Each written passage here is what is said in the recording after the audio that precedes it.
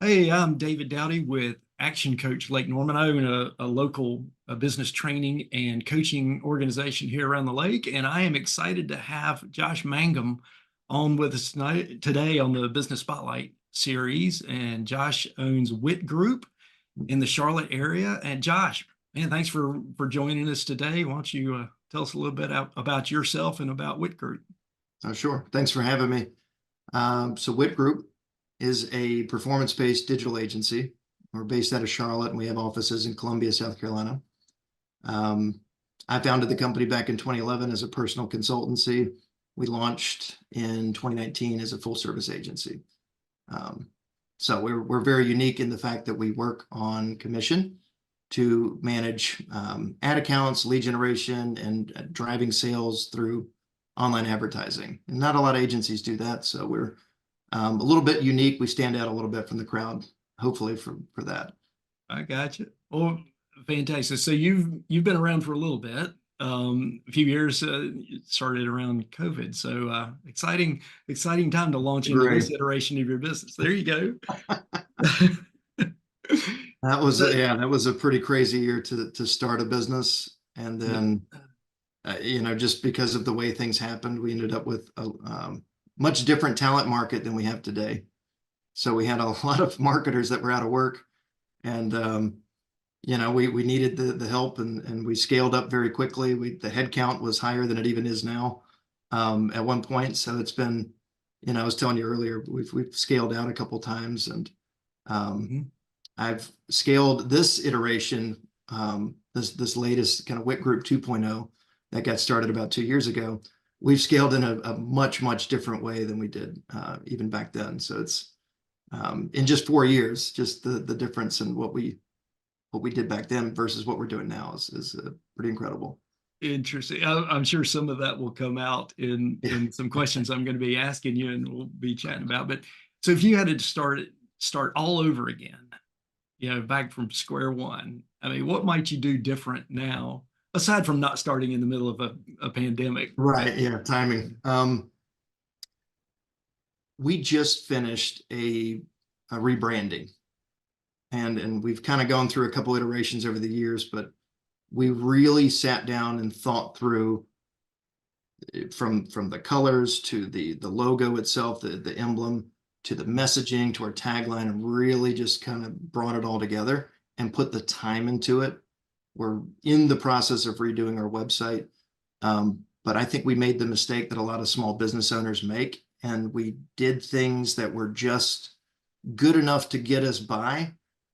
I think I built the website on a weekend just because we had a big pitch. We had our first big Mhm. pitch, coming up, and so I had to get a website because we needed the validation of having a website as a digital marketing agency.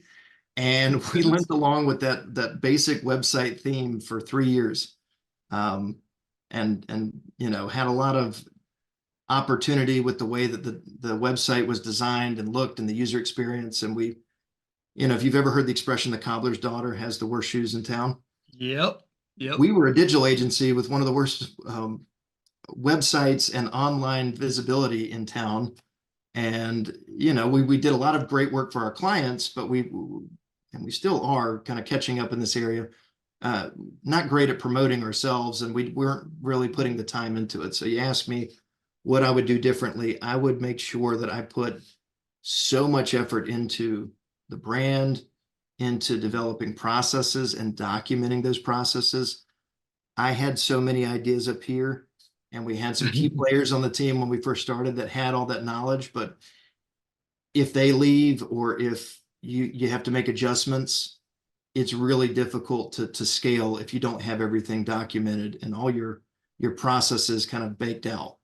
Um, you'll get it done, but you won't be able to get it done at the pace and the efficiency that you need. And that we've had to go back and redo a lot of things over the years. And I wish that, in that first year, I would have just taken 2 weeks and just focused on it. And I think things would have been, again, if you can get in a time machine, then that's what I would have done. Yeah, and that's probably I was getting ready to ask you what were some of your biggest learnings coming into this, and that's probably one of them. Yeah. So biggest learnings are that, what I just said, but also um, efficiency is important. Mm. And hiring, trying to grow through headcount, at least for us and our business model, wasn't really the way to go. We've been able to scale out the last couple of years much bigger without having to increase the headcount. And we've done that through purchasing software, tools, training, making people more efficient, refining our processes, right? So instead of always trying to grow through just, if you have a bandwidth issue, you need to go hire people. Think about, can you make the current team that you have more effective, more efficient? And so we've done a good job of that the last couple of years, and that's added to our profitability and our growth. Yeah, it's a lot easier to scale that way if, you know, People are expensive, yeah, they are. They are. And especially they, today. unfortunately, they come and go. And Mhm. I mean, what I'm hearing you say is making sure that the business is system dependent instead of people dependent. Right. And so, You said that so much better. well, I like the term. I'm going to steal it. well, thank you. Hey, as a small business owner, the scale grown really quickly in these iterations. So, what are some of the misconceptions that you think maybe that you had about being an actual owner, and maybe how you've overcome some of those? Yeah, I think I I underestimated the profit that running a seven-figure company would bring. Um, Oh, you got to remember to pay yourself, and I've done a pretty bad job of that. Luckily, I had some other interests that helped out there, but um, yeah, come tax time, we just finished up our taxes last week, and mm, tax planning, you got to hire a good CPA. Um, it, it's deceiving. You think, well, okay, if we have $100,000 in revenue or $200,000 in revenue when you're first starting out, things will be great. And you almost think in the back of your mind, like the tax situation, it's not going to be that bad. It's real.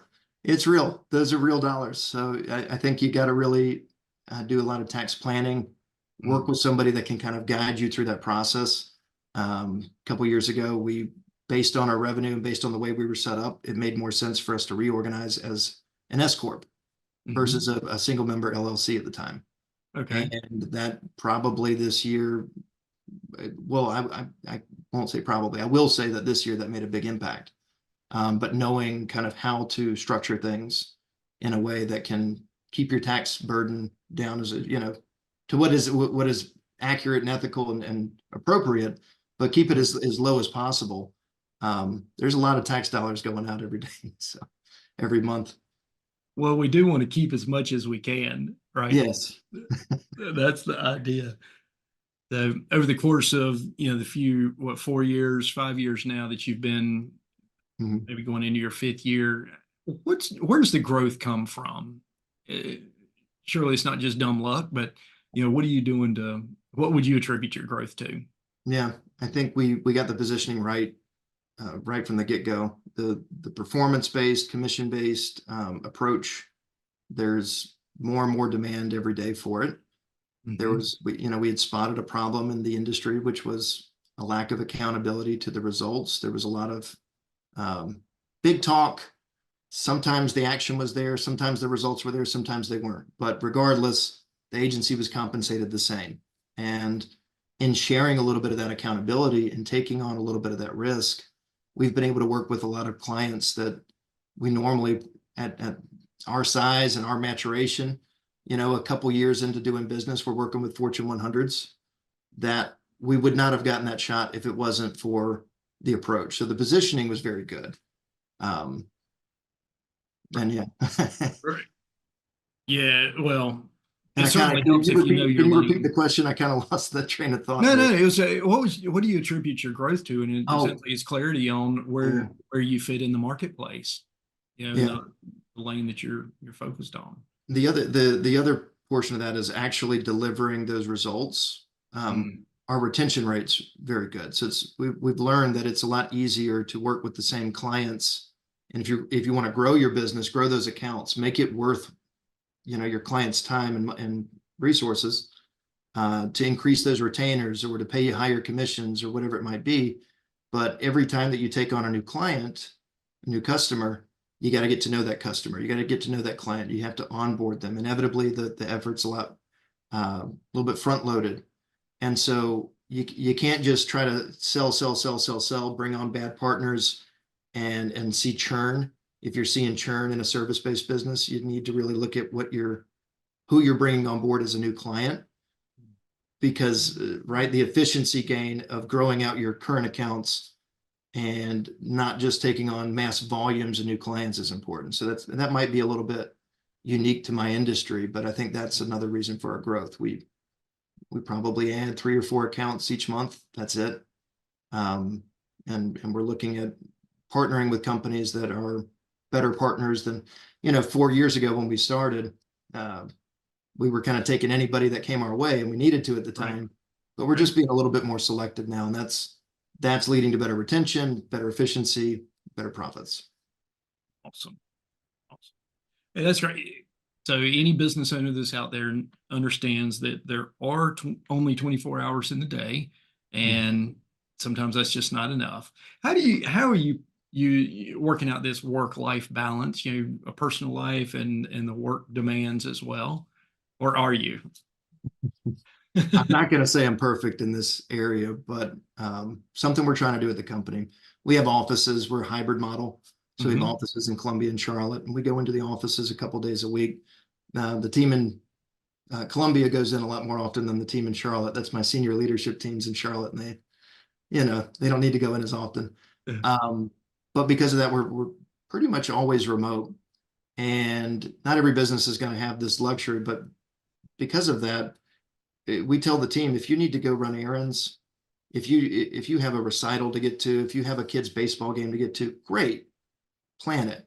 Be responsible for the effort that you're putting in as a professional, that you're getting your work done, that you're putting in the time that you're supposed to. But, and I get to do this too. If I want to go watch my son's football game and it's 3 o'clock on a Wednesday, I don't know why it would be, but let's just say it was, then I'll go do that. If I need to pick him up from school, I go do that. And we put it on our calendars, and we try to communicate and everything. And that's why it's important to keep your calendar up to date. But you have to do that this day and age. Especially if you're a business owner and if you're getting up early and you're working till late, well, then that's the give and take. Then you should be able to have kind of that freedom, that flexibility throughout the day to live your life. Because otherwise you just work 16 hours a day, and the work will never stop. So you have to be flexible, and you have to take those opportunities when it comes. Yep. But at the same time, I understand it's a grind, and I'm not signed up for 40-hour work week. My job doesn't start at 9 o'clock and end at 5 o'clock. It's all day.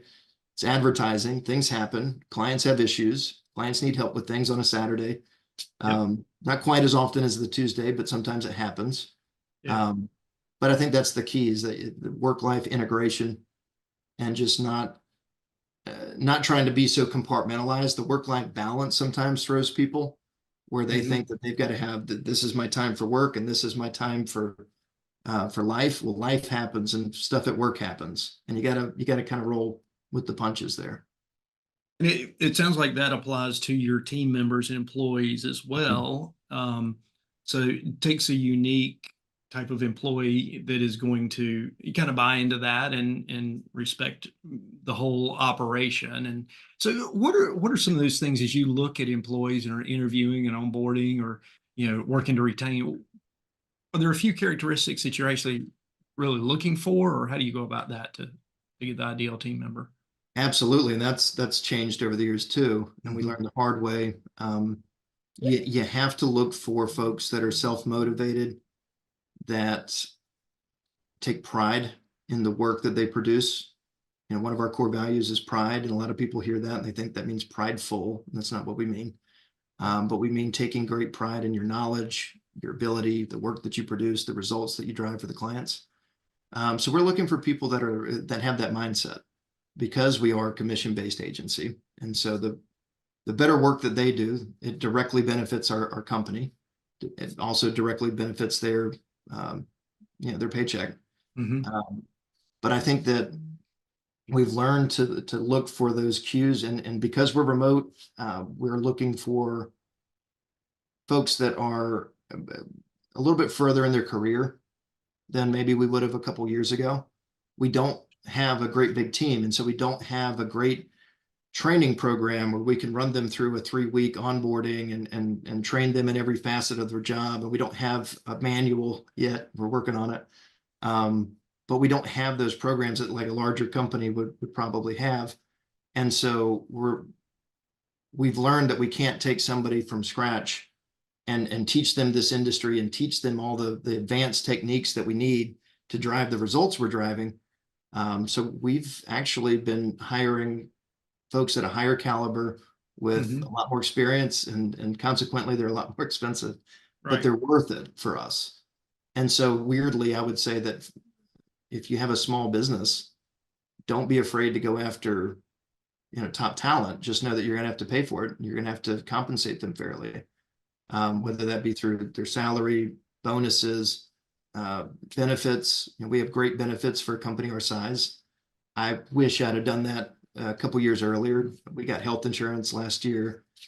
We got the 401k. We got all the bells and whistles. We instituted maternity leave and paternity leave, but it's scary when you first start out, some of those things, but it's worth it. Do it would be my suggestion. But yeah, in terms of what we're looking for, we're looking for people that are plug and play, that can come in day one, make an impact, and don't need to be told how to do their job, but need to be told how we do things at our company, and how, maybe give them more information about our clients' objectives and goals, but don't require a whole lot of training. And that's a big difference. 10 years ago, an agency, you hired people straight out of college, and you trained them because the labor was more cost effective. And you could kind of train them up very quickly. Well, you can't do that now. Digital is it's so technical that you almost need somebody 6-7 years into their career before you trust them to work on these big accounts with millions of dollars in annual ad spend and things. Little mistake can cost you big time there. So we've learned not to hire people that we have to train. Yeah. That sounds bad, but not that we have to train how to do their job day one. Yeah. Gotcha. Very good. Very good. Well, okay. As we start to wind down, what words of wisdom or nuggets might you share in addition to the gold you've already, shared in the interview? Thanks. I don't know if it's that gold, but the biggest thing I would share is that you need to surround yourself with like-minded folks. You need to create a network of trusted advisors. I have 3 or 4 clients that I talk to on a almost daily basis that I consult with their business, but they consult with mine. And I can text them, I can call them, they're on Slack. So I can just shoot them a message real quick in the middle of the day. But those folks know my business about as well as my business partner or my operations manager, and they're able to advise me as fellow business owners, what has worked for them in the past. They've got their own networks that they can pull from. So a lot of times that they're polling or just making connections. So the networking aspect, but also just having that trusted group of people that you can bounce ideas off of is huge. You get into your first legal issue as a business owner, it's going to happen. So, being able to say, hey, do you have a business law attorney that could advise me, and being able to have somebody that can make that connection, that's huge. So you're not Googling, and you're not just trying to find somebody random out there. Absolutely. You're not on an island by yourself. Surround yourself with some key people. And don't be afraid to ask those questions too. You feel kind of silly sometimes. You're like, well, I should kind of know this. Just ask. Just find people you trust and ask the silly question, and don't make the boofus mistake. There you go. That's great. So Josh, what's the best way somebody could get in touch with you or with your company? Sure. They could visit our website. It's whitgroupagency.com. Or, you can find me on LinkedIn or shoot me an email. My email is connect@whitgroup.info.